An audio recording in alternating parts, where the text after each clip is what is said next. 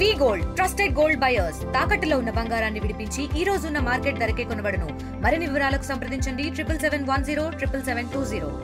లేవట మరి ఏంటిది ఇదంతా? మాకు 3 పూటలు కడుపు నిండా అన్నం పెట్టేవాళ్ళు, ఇప్పుడు మాది మేము వండుకోవాలంటే మాకు చాలా ఇబ్బందిగా ఉన్నది.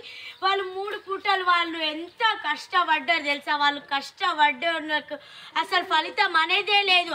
అదే ఆ చైర్ల మీద కూర్చొని ఖాళీగా వచ్చి అదేంది కూర్చున్న వాళ్ళకేమో జీతాలు వేలు పడతానే కానీ వాళ్ళు కష్టపడిన వాళ్ళకి మాత్రం అస్సలు లేదు. న్యాయం మాత్రం జరగాలి వాళ్ళకి మాత్రం. మేము ఇప్పుడు ఎట్లా వండుకోవాలి? మాకు అండ రాదు, మాకు కూరలు అండ రాదు. మేము ఇంటికాడ వండుతాం, మమ్మీ వాళ్ళు చేసిన వాళ్ళు అండి పెట్టినే మేము తిని సైలెంట్గా ఉంటాం. ఇక్కడ కూడా అట్లనే అనుకున్నాం. ఇప్పుడు మాకు వర్కర్లు వస్తలేరు, ఏం లేదు. ఆ రూమ్స్ అట్లనే ఉన్నాయి, ఆ స్కూల్ సైడ్ అట్లనే ఉంది. ఇప్పుడు మేము కూర వండుకోవాలంటే మాకు ఇబ్బంది ఉన్నది. ఇది సాంబార్ చేయాలంటే మాకు చాలా ఇబ్బందిగా ఉన్నది. ఆ పొగ అంతా మా నోట్లోకి వస్తుంది, మా కళ్ళల్లోకి వస్తుంది. మేము తట్టుకోలేము కదా. వాళ్ళ జీతాలు వాళ్ళకి ఇచ్చేస్తే వాళ్ళు మంచిగా ప్రశాంతంగా మాకు వచ్చి కడుపు నిండా అన్నం పెట్టి 3 పూటలు పెట్టి వాళ్ళు ఉంటారు కదా. మాకు అమ్మా నాన్నల కన్నా ఎక్కువ చూసుకుంటారు వాళ్ళు. వాళ్ళకి చేతులు కాలినా వాళ్ళు అన్నం తినకుండా వాళ్ళ పనులు వచ్చి వాళ్ళు చేసినా కూడా వాళ్ళకి జీతాలు పడతలేవు.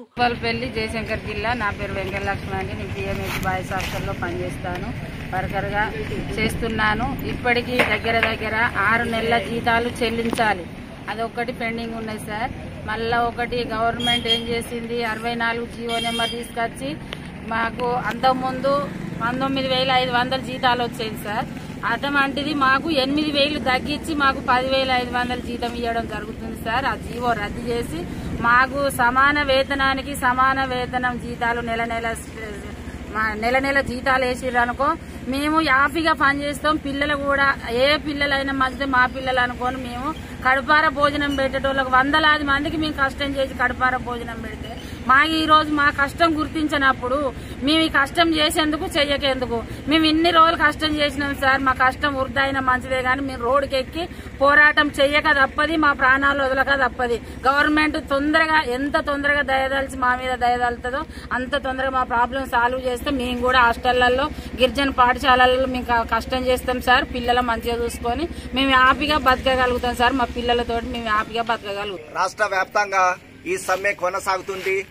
హాస్టల్ అండ్ ఆశ్రమ స్కూల్లో పనిచేస్తున్న వర్కర్లు 20 సంవత్సరాలైనా కనీస వేతనాలు నోచుకొని బతుకులు. మాకు టైం స్కేల్ ఎంబడే కావాలని మంత్రులను, ముఖ్యమంత్రుల వరకు కలిసినాం, ఎమ్మెల్యే వరకు కలిసినా కూడా ఏ రెస్పాన్స్ రాక 6 నెలల జీతాలు పెండింగ్ లో ఉండడం వలన ఈ సమ్మెకు మేము దిగడం అవుతుంది. మాకు టైం స్కేల్ ఇచ్చే వరకు ఈ సమ్మె ఇట్లనే కొనసాగిస్తాం. ఈ సమ్మె ఒక జిల్లా అని కాదు, మొత్తం స్టేట్ వైజ్ గా సమ్మె సాగుతుంది, బాగా ఉధృతంగా అవుతుంది. మాకు టైం స్కేల్ చెల్లించాలి, మా కోరిక అది ఒకటే. టైం స్కేల్ గా అయితే నెలకు జీతాలు వస్తాయి, సెలవులతో కూడిన వేతనాలు వస్తాయి. కాబట్టి 64 జీవో కూడా వెంటనే రద్దు చేసి పెండింగ్ లో ఉన్న వేతనాలు కూడా చెల్లించాలి. మాకు 6 నెలల వేతనాలు కూడా పెండింగ్ లో ఉన్నాయి. మాకు అందరి కోరిక ఒకటే, మాకు టైం స్కేల్ కావాలి, టైం స్కేల్ కావాలి. 6 నెలల వేతనాలు లేక మేము రానుపోను బస్ ఛార్జీలకు కానీ ఇంట్లో సమస్యలకు కానీ బాగా ఇబ్బంది పడుతున్నాం.